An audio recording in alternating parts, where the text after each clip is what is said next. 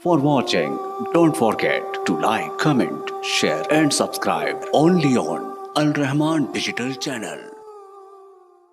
اور اس سے برا ٹھکانہ کیا ہو سکتا؟ وہ شخص بھی اللہ کے غضب کا مستحق ہے۔ کافر اور مسلمانوں کی جنگ ہو رہی ہو اور مسلمان ہو اور بزدلی دکھا کے وہاں سے پشت دکھا کے بھاگ جائے۔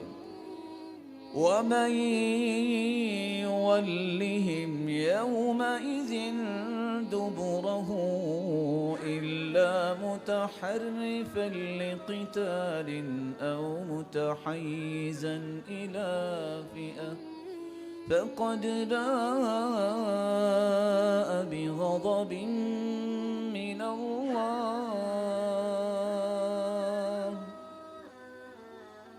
جس نے بزدلی دکھائی اور کافر کے سامنے لڑتا لڑتا ڈر گیا اور بھاگ گیا، میدان چھوڑ گیا، یہ اللہ کا غضب لے کے بھاگے۔ رسول اللہ صلی اللہ علیہ وسلم نے فرمایا 4 قسم کے لوگ اللہ کے غضب کے مستحق ہیں۔ 4 یبغضهم اللہ، البیاع، الحلاف، اللہ کا غضب برستا ہے اس بندے پر جو مال بیچتا ہے قسم اٹھا کے۔ مال تو ویسے بھی بیچے جا سکتے ہیں، کتنے ایسے مسلمان اور نیک اور صالح تاجر ہیں آج بھی موجود ہیں، نہ جانے یہاں بھی کتنے بیٹھے ہوں گے جو پہلی صف کے نمازی ہیں، لوگوں کی قسموں پہ اتنا اعتبار نہیں کرتے جتنا ان کی زبانوں پہ اعتبار کرتے ہیں، وہ قسم بھی نہیں اٹھاتے۔ اللہ تعالیٰ ایسے لوگ اور پیدا فرمائے، اور سچ کہا تھا اللہ کے رسول نے، التاجر الصدوق الامین المسلم، مسلمان ہو، تاجر ہو، سچا ہو، امانت دار ہو، یہ قیامت کے دن انبیاء کے ساتھ کھڑا ہو، یہ اللہ کے عرش کے سائے میں ہو۔ البیاع الحلاف، قسمیں اٹھا اٹھا کے مال بیچنے والا اللہ کے غضب کا مستحق۔ والفقیر المختال، ہے فقیر لیکن اکڑ اکڑ کے چلتا ہے، اللہ کے غضب کا مستحق۔ والشیخ الزانی، ہے بوڑھا لیکن بدکاری سے باز نہیں آتا، یہ اللہ کے غضب کا مستحق۔ والامام الجائر، ہے بادشاہ لیکن ظلم کرتا ہے، یہ اللہ کے غضب کا مستحق۔ رسول اللہ صلی اللہ علیہ وسلم نے یہاں تک فرمایا، من حلف علی یمین يستحق بها مالا لقي الله وهو عليه غضبان، جو جھوٹی قسم اٹھاتا ہے جس کے نتیجے میں وہ لوگوں کا مال کھینچتا ہے، چھینتا ہے، اللہ کو ملے گا اس حالت میں کہ اللہ اس پہ غضبناک ہو۔ من اقتطع ارضا ظالما لقي الله وهو عليه غضبان، جو کسی کی زمین ہتھیاتا ہے ظلم کرتے ہوئے، اللہ کا اس پہ بھی غضب ہوگا۔ بلکہ ایک بات نہیں، حدیث کہتی ہے، اللہ کے رسول صلی اللہ علیہ وسلم نے فرمایا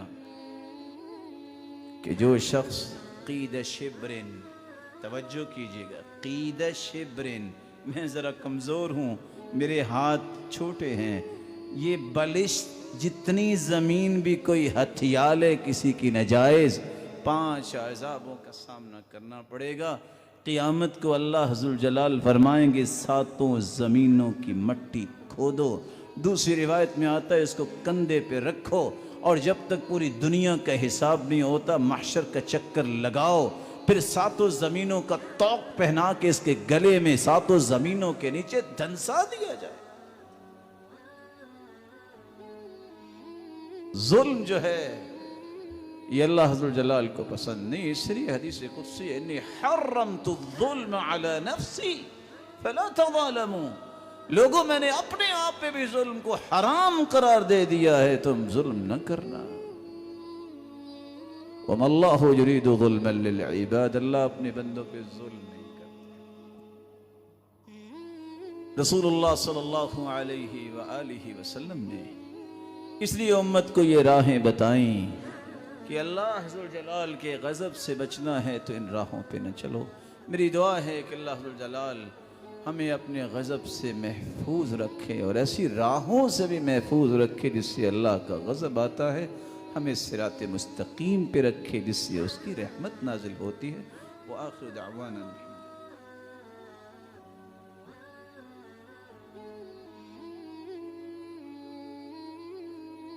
الحمد لله على إحسانه والشكر له على توفيقه وامتنانه وأشهد أن لا إله إلا الله وحده لا شريك له تعظيما لشانه وأن محمدا عبده ورسوله الداعي إلى رضوانه. أما بعد، جس طرح آپ نے غضب کے متعلق سنا کہ غضب کا مستحق بننے والا کون بد نصیب ہیں، اور ان کی راہوں کا تعین جو شریعت نے کیا ہے کہ یہ راستے غضب والے ہیں، اس پہ نہ چلا